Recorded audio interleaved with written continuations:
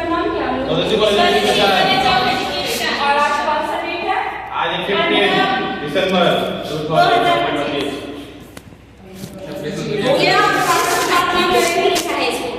अब तो मैं चलिए ऐसे ही आगे ध्यान दीजिए। Yes ma'am. जैसा कि आप लोग जानते हैं मैं आप लोगों की साइंस टीचर हूँ। हाँ ये तो जानते हैं। अब जब बात कहाँ पे है आप इसमें?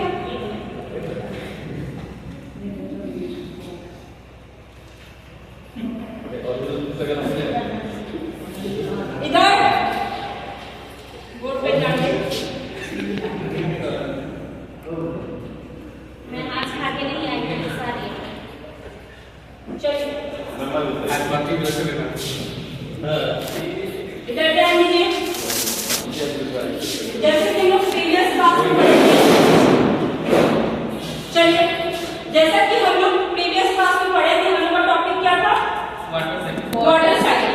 हमने प्रीवियस क्लास में वाटर साइकिल को पढ़ा, उसकी 3 मुख्य चरण के बारे में जाना। तो आप उसी से रिलेटेड कुछ बातें करते हैं, कुछ पूछते हैं। अच्छा आप लोग बता सकते हैं कि हमें पीने के लिए, कपड़ा धोने के लिए या फिर नहाने के लिए किसका उपयोग करते हैं? पानी का उपयोग करते हैं। क्योंकि पानी के बिना हमारे रोजमर्रा की कामें अधूरी है और हमारा जीवन भी कठिन है अर्थ पे।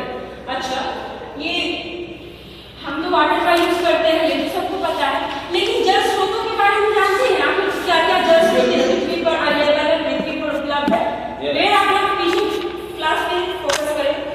आप लोग बताएं कि कुछ जल स्रोतों के नाम।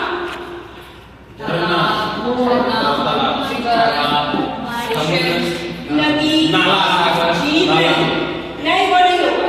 नदी, झील, तालाब, ये सब क्या है? जल स्रोत है। ठीक है।